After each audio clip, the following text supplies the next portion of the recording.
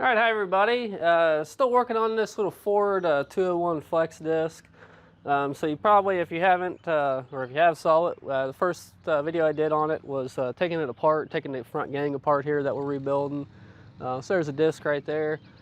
So this side here went together pretty well, didn't have any major issues or nothing. I had some problems getting the old bolts out of the bearings and all that, but really no big deal.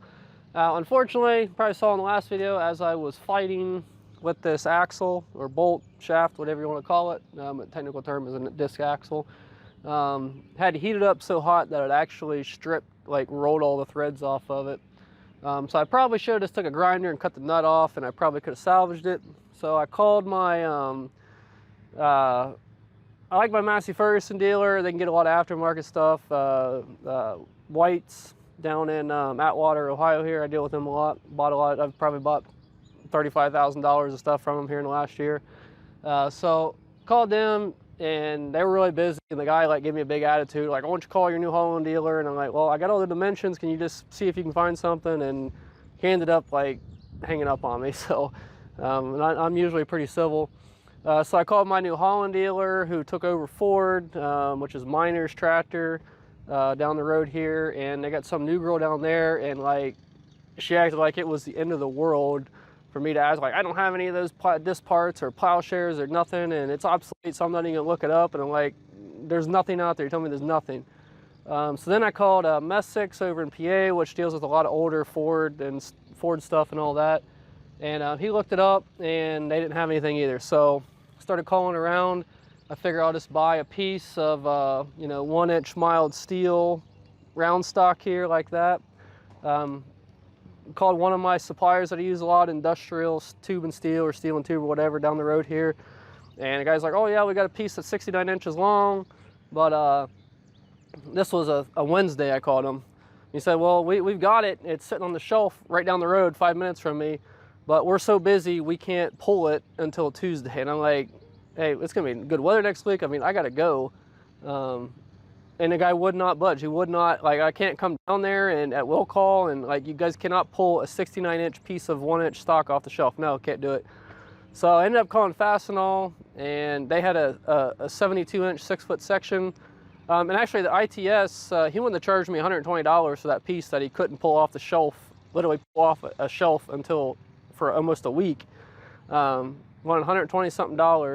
I called Fastenal. I talked to a nice girl down here at Gilchrist in Akron, and she found me a piece at another store, 6 feet long, 72 inches, for $30. I got that. She had it transferred to another store on Friday. I went and picked it up yesterday morning, and so I got that in there. So what we've done, we're gonna cut this square off, because this square goes in this keeper here. So I'm gonna cut this off flush. And I've already measured this with the rest of the threads on the end, and I'm about 47 1/4. So I'm going to cut my new piece of stock, and then I'm going to bevel the end here. Then we're going to weld this square on, and then I've got a 1-inch tap in there, and we're going to tap new threads. Then we'll have to use a grinder to cut a groove in there, probably a little bit smaller for that keeper on the other end. Is what we're gonna do here. So, and I even got 2 new nuts down there as well. She ended up just giving those to me because she said they weren't even in their system. So I mean, I was out the door for like $35 on this deal. I mean, it's probably gonna take me an hour or two to put this thing together and a little bit of work. But even if I would have found it, I mean, it probably would have won. I think at Messick said they were like $100 and something, even if they did have one. So saving a little bit of money. But I'm gonna tell you guys, if you're looking at disc, I would try to find a square axle disc, because with these, you're going to have trouble finding anything round. I mean, there's aftermarket places like Agri Supply and all them, ASC, and everything they have is square. There's nothing round out there. So, I mean, unless somebody knows, I mean, I'm pretty good. I work on a lot of old junk around here. I'm pretty good about finding places on the internet and all that. And I couldn't find anything round that I could throw in this. So we're going to do it this way and see what happens. So I decided to do this as a separate video for those of you that are having the same problem. And if you got the tools like I got, welder, chop saw, and some big taps and all that, you can just make this yourself and save some time and money. And like I said, you're probably not going to find one out there anyways. So first thing I'm going to do is I'm going to cut this square off the end here. And then I got the chop saw set up with a new piece of steel. Then we're going to cut that at 47 1/4. I'm going to bevel it, weld this on. Then we're going to take it back there and put it on a vise. And we're going to tap a couple inches of thread on the end of it and get this thing back together and go, because it's going to be nice next week. So I'm going to get started.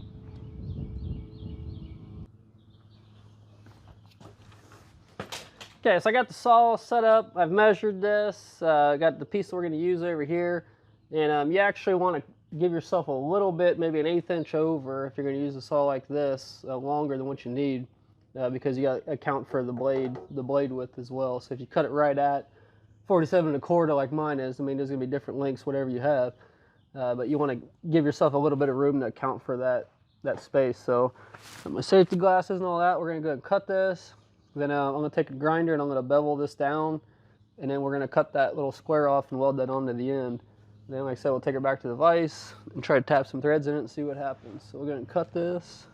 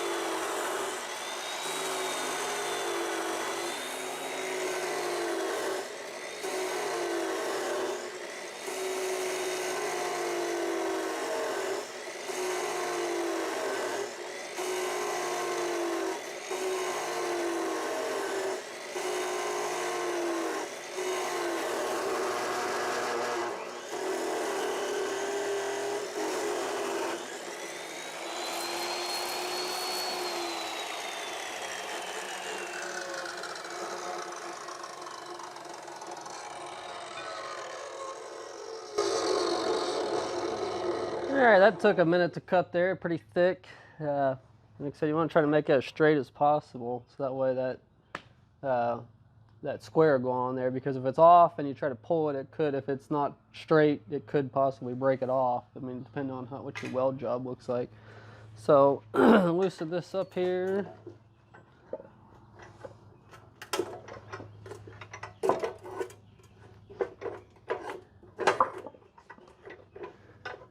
And I'm just going to use this as a vise and take my little battery powered grinder here and put a bevel on the end of this for weld.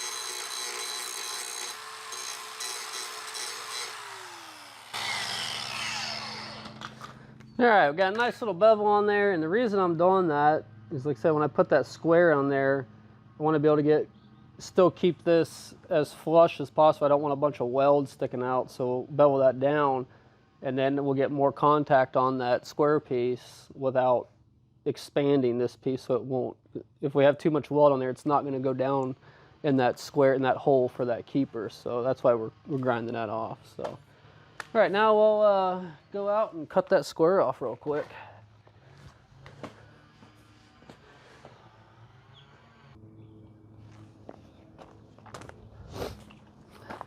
All right, so I'm gonna cut this out here. I've got it just kind of wedged in here, and I'm just gonna cut this off flush right here. Then we'll clean that up with a grinder, weld it on to the new shaft in there. So go ahead and whack this guy off here.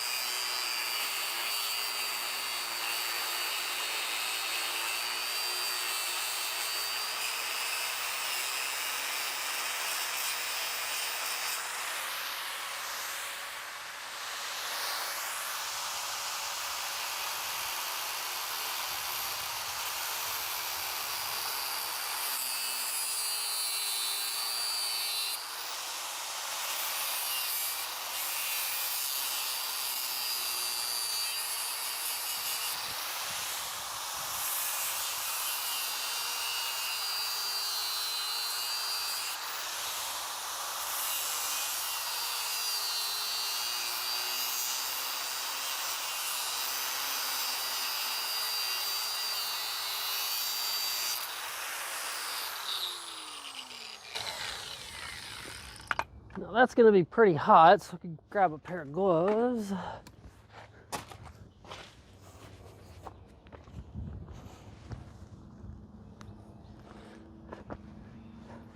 that's what we got there. So I'm going to take I'm going to put this in the vise, and take the other grinding wheel and clean all this up, so we got a good surface with all that rust gone to weld to, because I don't want to have a stronger, with no contamination, or with the least contamination as possible. We'll get a better weld, just a better chance that it'll hold. So go ahead and take this in the shop and do that.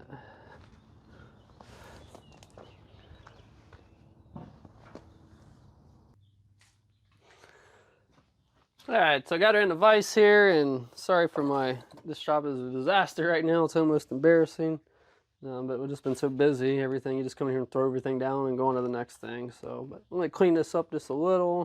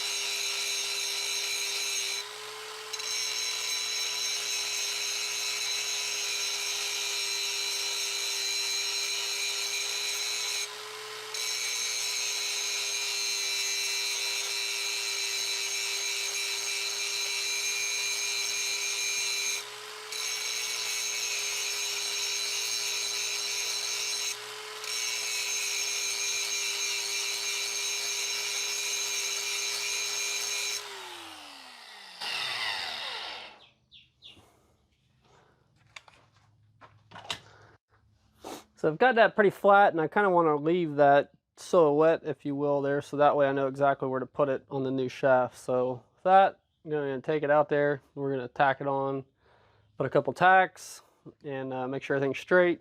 Then we'll go ahead and put a couple good beads around it. So.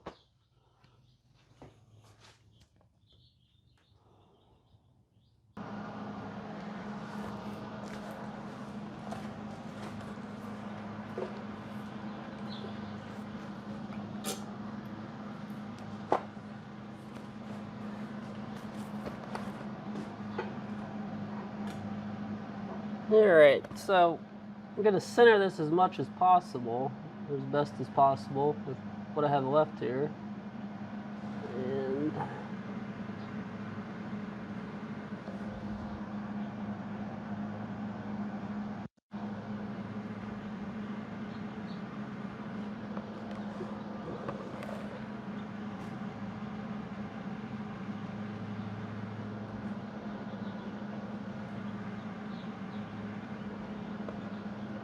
I'm pretty happy with that. So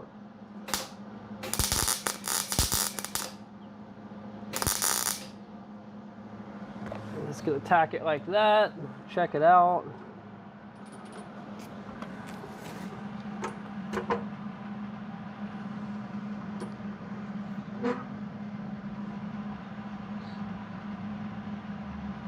And I'm pretty satisfied with that, so I'm going to put a tack on the other side.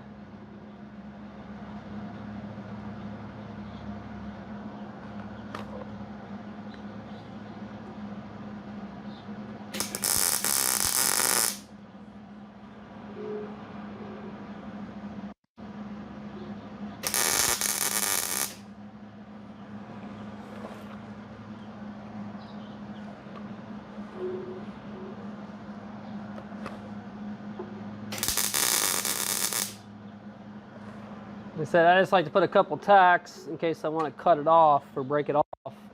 I can start over. So I'm actually going to grab that, kind of test it out while it's just tacked on there with that keeper and see what we got.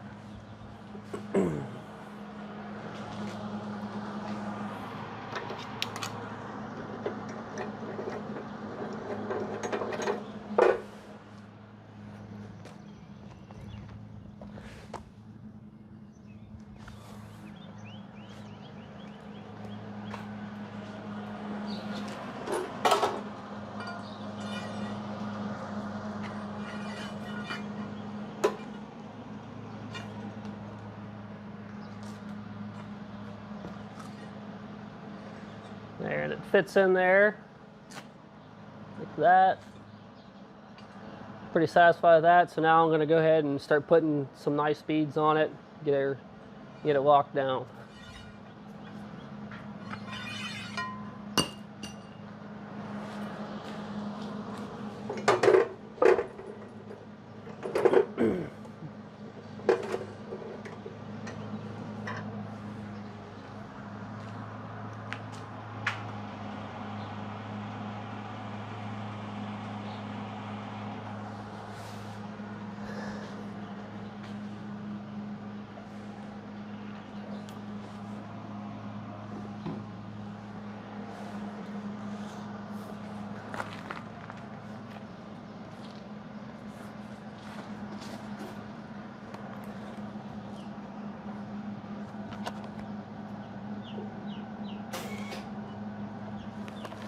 And it helps if I hook up the ground.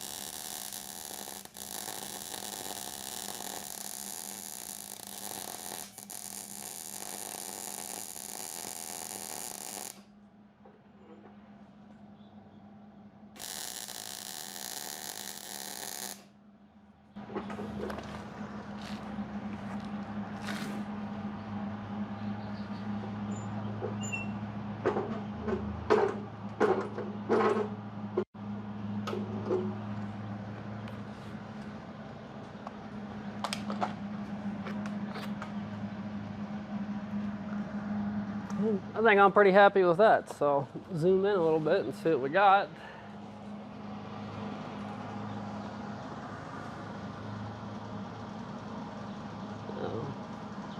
Now I'll make sure that'll fit in our keeper again. If not, we might have to grind and do a little bit more welding and all that. But that's pretty well where we're at right now. So next thing, if this all works out, we will go ahead and put some threads on this bad boy. So I got this all set up here. I had to use a pipe wrench to hold it. The vise won't hold it. So I've got about 3/4, maybe an inch of threads cut here, and it's pretty tough cutting them. So just want to show that. So let me come up here close and I'll show you what we got so far.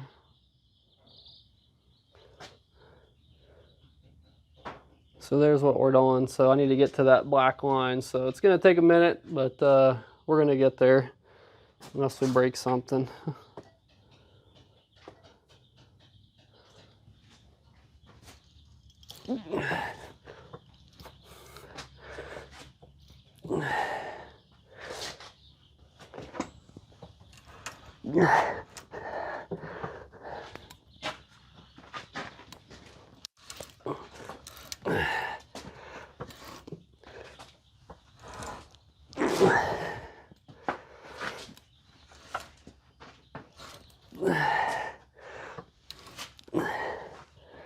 So I might recommend taking this to a machine shop or something and just having them cut threads. Like I said, if you don't have these dies, but even if you do have the die like I do, it's not an easy job.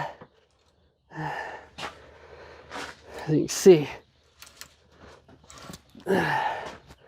So I'll continue on and we'll get this finished up. All right, so I got my threads cut here after a hard-fought battle of about 45 minutes. I got my new nut. It goes on there pretty good and tight. So the last piece of this puzzle is we need to cut a groove for this keeper. So that's about the same width as a grinding disc. So I've taken a square here and made a line to keep it straight. So I'm just going to cut that groove in there, roughly 1/4 inch deep with a grinder, and that'll be pretty much it for this project. And we'll continue with putting the disc back together. So, and that'll be the next video, or the second, or we did a disassembly, then we had to screw up with the axle, so I'm going to do a separate video on that for people that might just be interested in making an axle. And then, like I said, here's the die for cutting those threads. So we had the disassembly, making an axle, and then we're going to do the reassembly here this afternoon. So let me cut this out and we'll see what we got for a final product. All right, so I took a grinder, cut a groove in this guy. It's still kind of hot, but as you can see, this fits on there nice and snug. Tighten it up on there. So I painted the end down there where I welded at, just to fill in any little holes or anything and keep the corrosion out. But that's pretty much it. So if you need to build a shaft for a Ford 201 disc, pretty easy. Like I said, I got about $35 in it, and took me about an hour and a half or so. It took longer to cut those threads than anything else. So, but that's pretty much it. Let me turn this around. So that's pretty much it, guys, as far as putting this axle together, or fabricating an axle, whatever you want to call it.